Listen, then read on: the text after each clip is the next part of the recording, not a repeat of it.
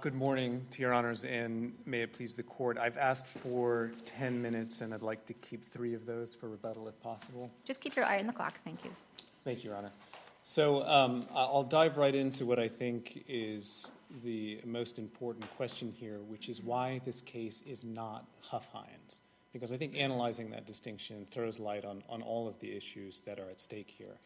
First, I think it's important to note that Huff-Hines is what I would call a zero federal involvement case. So very briefly, the facts in Huff-Hines, you have the Beverly Hills Police Department searches the defendant's residence. They get a bunch of property, one item of which is a gun. And they hand over the gun, and only the gun, to the federal authorities. And then he's prosecuted in federal court for being a felon in possession. He's convicted, and then he moves under Rule 41 for the return of all of his property, not the gun, all of the other property.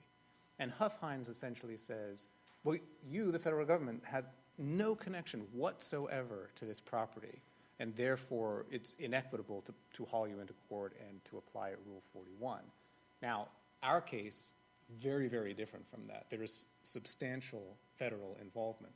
Right from the beginning, when defense counsel approaches the AUSA begins negotiating the return of the property. He assumes a position of authority with respect to the property. He investigates its origins.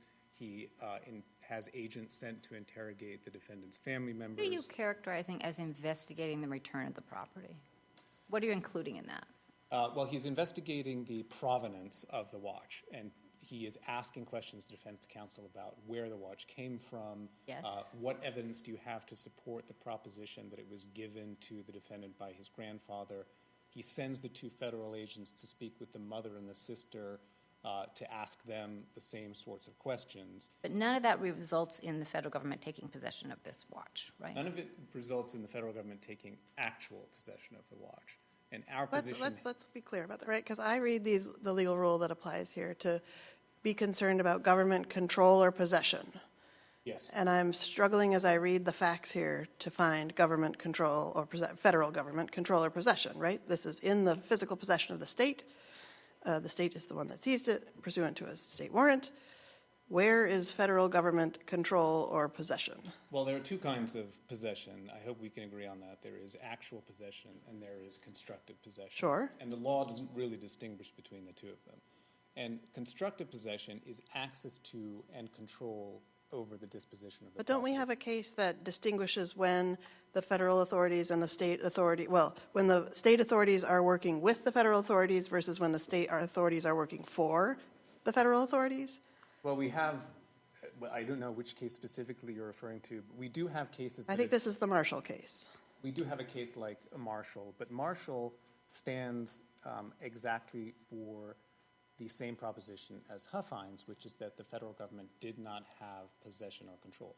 It doesn't. And one of the theories for that was because the state officials who had actual possession weren't working for the federal authorities. They were just cooperating, working together. That's right. And that speaks to the absence of any federal involvement in control over the property. And that was absolutely true in Marshall, and it's absolutely true in Huff-Hines.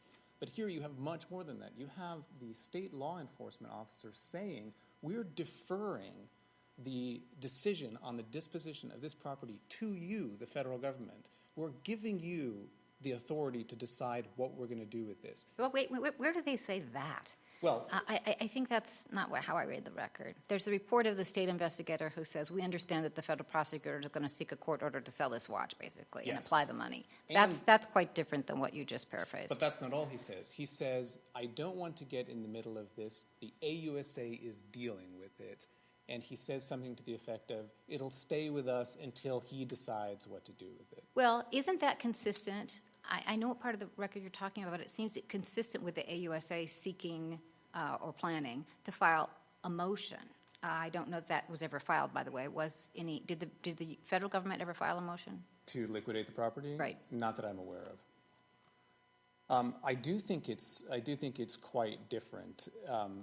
At the point at which the state authorities are saying, we're going to let you handle this, the AUSA is handling it. Now, whether there is a spectrum, right? It's certainly true that if the AUSA begins by saying, well, we're going to sort of explore the possibility of maybe doing something with this property, or we want to somehow facilitate be the liaison between the state and the defendant and so on.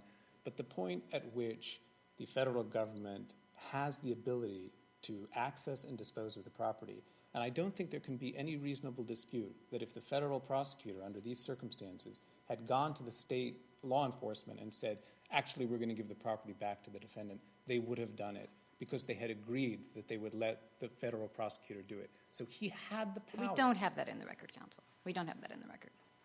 We don't know what would have happened. Right? Well, it's not great. I think the best fact for you is the AUSA's statement, I would give it back to you if. I mean, there's an implied statement that the federal government had the ability to give it back. Yes, certainly. And wouldn't because he thought that your client was guilty, basically. Yes, that's right. Isn't that your best fact? Well, I think that's a great fact. But I do think it's Why very is it much... enough? Why is it enough?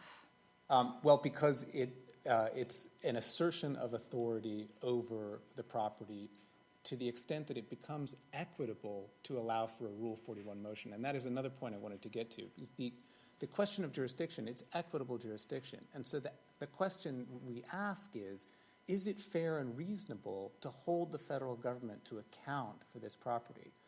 And many cases have said no, because they've had absolutely nothing to do with the property. Can I ask a practical question right here, which Yes, is, John. why didn't you just ask the state? Like, what's the big deal about just going and asking the state for this watch instead of all of us being here? Well, I do have an answer to that question, but it is outside the record. You know, we don't know. I'd like to hear the answer anyways. Certainly, right. So, well, I was the CJA counsel appointed to Mr. Gasparian's direct appeal, and as a courtesy to Mr. Gasparian, as part of that, I went to the federal district court to try to secure the return of his property. Now, I don't practice in state court, and I couldn't really go and do it there for him, and I did think under the circumstances it was proper to get it in federal court. I don't know what would have happened in state court. I don't know how well-oiled the machinery is for the return of property there. And I do want to bring that to the court's attention because it's interesting. One of the cases that we both cite is Ramsden. And in Ramsden, the federal government said, well, you know, he has an avenue to get his property back in the United Kingdom. And Ramsden, the Ninth Circuit said, well, we don't really know how effective that remedy is. You know, we can look at those statutes and we can say, yes, he might be able to get it back there and so on and so forth. Now, of course, but ultimately, we don't know. So we're not going to treat that as a bar to his recovery in federal court. Now, obviously, California and federal court are much closer sovereigns than federal court and the United Kingdom. But I think the same, you know, principle applies. The federal district court doesn't know exactly how things are going to play out in state court, and that should not then be a bar to seeking recovery. But aren't you essentially asking for an order that directs the U.S. attorneys to go get the watch and return it?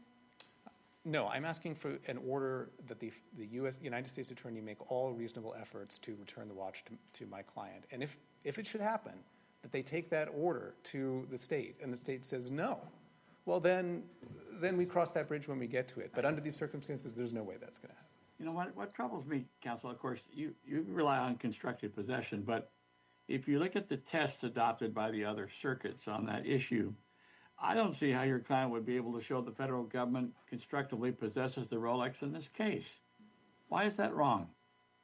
Well, I think, Your Honor, that it's wrong for two reasons. One, because the federal government asserted, I think, unequivocally, or at least I think this is what your colleague was getting at, the federal government asserted that they had the power to return it. And we don't have any reason to dispute that, and I don't think they can back off from that statement.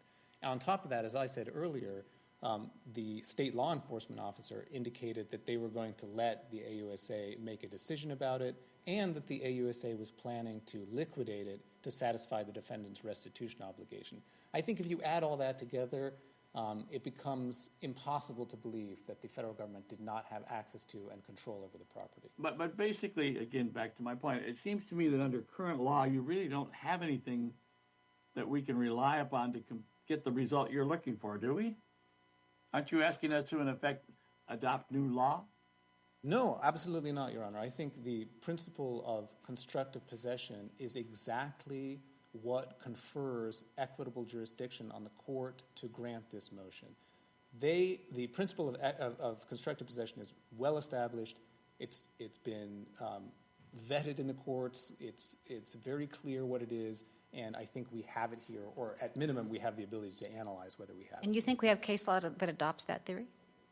But we don't have case law that adopts the theory that constructive possession creates equitable jurisdiction for a Rule 41 motion. That's what no. Judge Smith's question is. In that sense, I'm asking for something new, I would agree, but not for a new rule that, in terms of what constitutes constructive possession. Got it. I have one last quick question. I mean, do you have any authority that establishes constructive possession exists when the person in actual possession could say, no, I'm not giving it to you? Because you just acknowledged that the state could do that. The state might say, you're not getting this watch back. We have our own reasons for having it, or we want to use it for something else or whatever. So if that's a possibility that exists, do you have authority to say that that is an example of constructive possession? Off the top of my head, I don't have authority for that proposition, but I would urge the court that we don't have to make that inquiry because the statements of state law enforcement make it very clear that both entities have access to this property.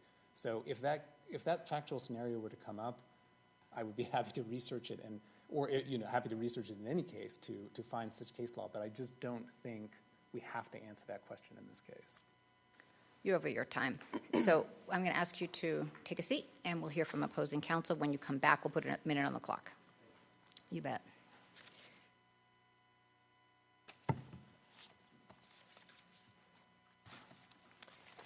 Thank you. Good morning, Your Honors. Amy Pomerantz on behalf of the United States. The district court in this case did not abuse its discretion in declining to exercise its equitable jurisdiction. Rule 41G is a limited equitable remedy against the federal sovereign, and it only reaches property, as we've discussed here today, that the federal government either possessed or controlled, or that in its most furthest reaches, a state agent seized when they were acting under direct federal authorization. So what do we have here? Well, there's no actual possession. Nobody disputes that. The federal government does not have the Rolex, never had the Rolex. Actual possession is out. We also don't have the kind of agency theory that was at issue in Huff Hines and Marshall for the same reasons that Judge Forrest correctly pointed out in Marshall. So the defendant hangs his hat here on this theory of constructive possession, which, as the court has already noted, has never been recognized as a theory for purposes of 41G by this court.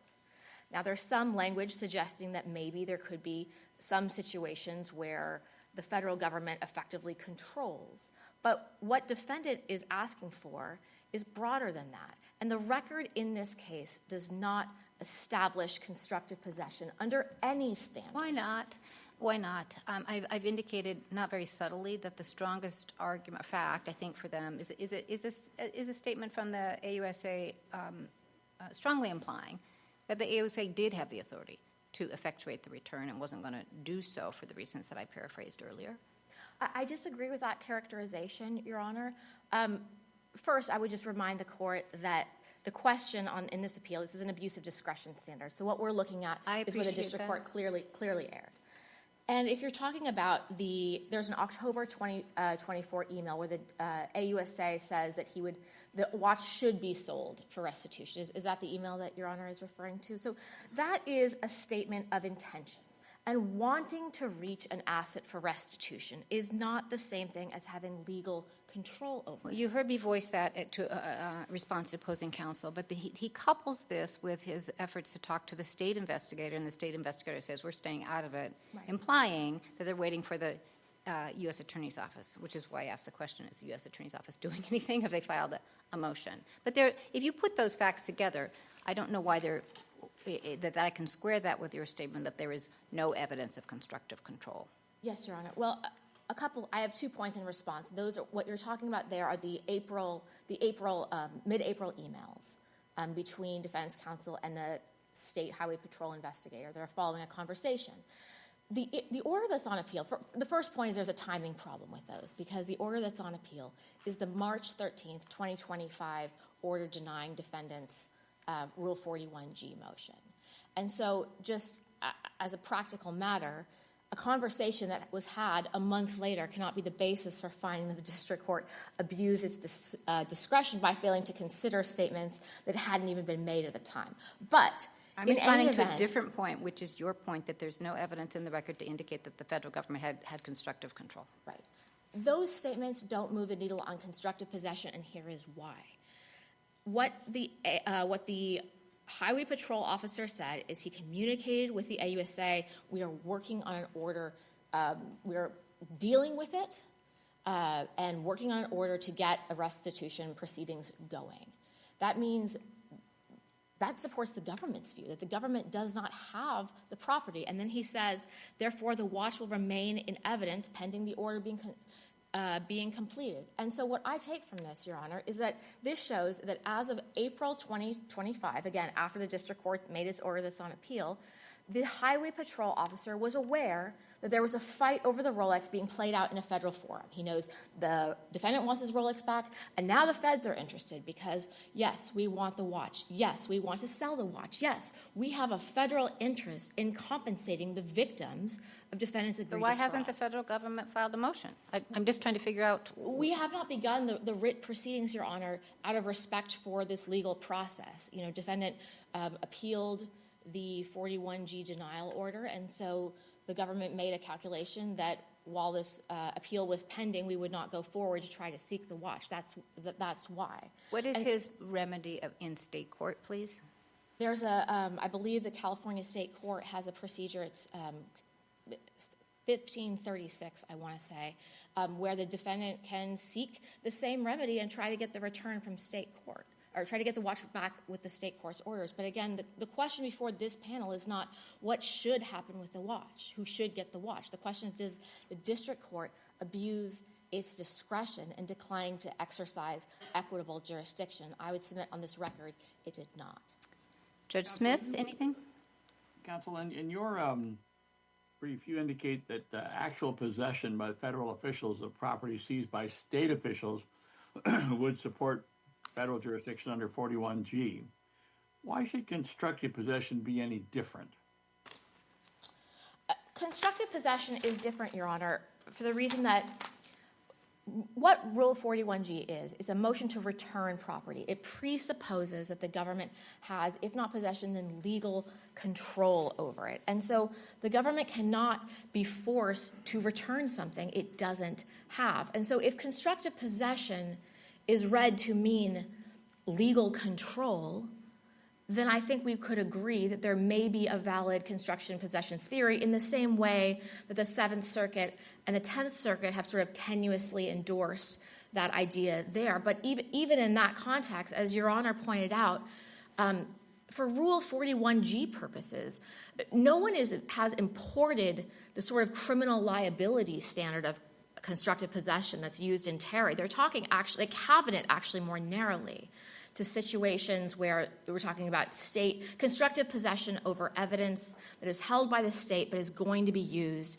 as evidence in a federal prosecution. And I think, although there hasn't been any case law really exploring this, I think the reason is in those situations what's happening is the state is essentially acting as a custodian for federal evidence. And so in those circumstances, we might be able to say that, yes, the federal government could be legally compelled to get that evidence if it was ordered to do so. But in an ordinary, in the kind of situation that we have here, the federal government doesn't have the ability to order the state to do anything. And that is why constructive possession for 41G has to require more than conversations. I want to make sure I understand the distinction that you're trying to draw, which seems logical to me. Does the federal government have more authority when something is going to be treated as evidence as opposed to not evidence? I mean, it seems like you could have the state in a custodial role, Right. even in a non-evidentiary situation like this one. And again, you know, that's an interesting question. It hasn't been fleshed out in case law. I would imagine that because we would be able to, I don't know, subpoena the evidence somehow or get that evidence, then maybe there's an argument that we would have more legal control if it was evidence that was expressly being held for purpose in a federal prosecution, and certainly that's not what we have here. I mean, the point here is that constructive possession is more than conversations. It is more than coordination. what constructive possession has to require for 41G is the legal power to direct a state custodian. But right? that's why I asked the question of both of you. Isn't this opposing counsel's best bit of evidence that the record can be read that the U.S. attorney, the AUSA, implied that the AUSA could return the watch but wasn't going to do so for the reasons that I mentioned? I don't think he implied that. I think he said, I would be happy to return the family photos to you. I would be less happy to return the watch to you because we But want counsel, to... you know what he said. Yeah, you know that he implied that he wasn't going to return it back because he said because your client's a crook or thief or something, is that a drug dealer? So the implication was that he could but wasn't going to do it. Right. And I understand that when you read the record, that may be how it sounded based on the language that the AUSA chose, but there was not the legal power to compel it from the state. So the statement, you think it was a hollow statement, a statement made without authority. Essentially. All right. So can I explore a little bit of practicality again? In this case, if the federal authorities had just called up the state police and said, we want to use this watch as restitution in our case, and please, we're sending somebody over to pick it up tomorrow. Could you do that?